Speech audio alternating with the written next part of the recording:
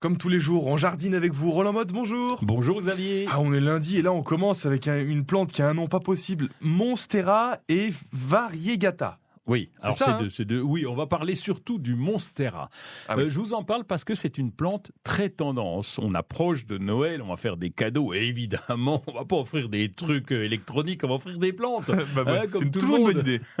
On marche l'appelle toujours. aussi le faux filet, le faux fil, pas le faux Pas le filet. faux filet. Le steak tartare. Le faux philodendron. Et ce faux philodendron, qu'on appelle plutôt Monstera, est une plante grimpante. Alors, sous les tropiques, dans son pays d'origine, c'est une plante qui est capable de monter jusqu'à environ 10 mètres de haut et qui fait des feuilles énormes. Mais chez nous.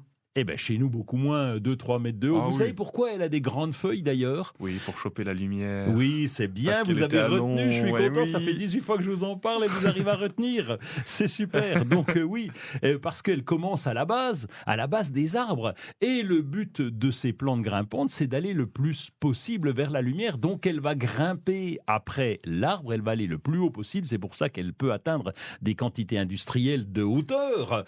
Et donc cette plante est très très tendance. Et on la trouve de plus en plus dans les intérieurs parce que c'est vraiment une plante graphique avec ses grosses feuilles vertes très découpées et ça plaît à tout le monde. Et c'est pas trop pénible à entretenir parce que si on l'offre à quelqu'un qui n'y connaît rien en jardin, je parle d'expérience, si on me donne une plante comme ça, comment je m'en occupe ? Comme toutes les plantes, il faut un minimum d'arrosage. Donc il faut que une fois par semaine, vous puissiez lui apporter de l'eau parce que comme toutes les plantes, mais c'est un peu comme quand on adopte une plante, parce qu'on dit plus acheter une plante, on adopte une plante. Oui, on adopte une plante. On fait du plant parenting, comme on dit aux États-Unis. Donc, on est parent d'une plante et quand on l'adopte, on choisit évidemment de l'entretenir. C'est comme quand vous avez un animal de compagnie, vous lui donnez à boire, vous lui donnez à manger. Pour la plante, c'est exactement pareil. Et donc, vous devez l'arroser régulièrement.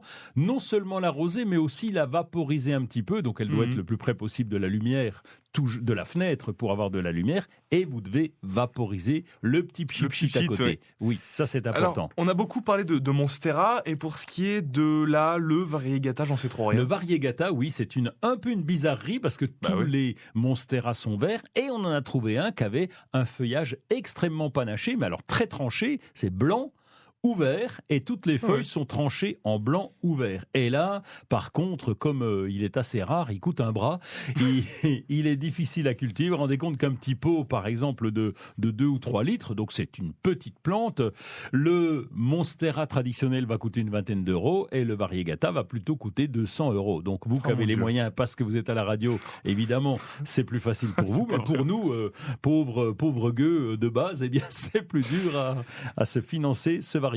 Attendez, mais qu'est-ce que vous voulez faire croire à ceux qui nous écoutent ? C'est pas vrai en plus. Excusez-vous, Roland. Je m'excuse. À demain. À demain.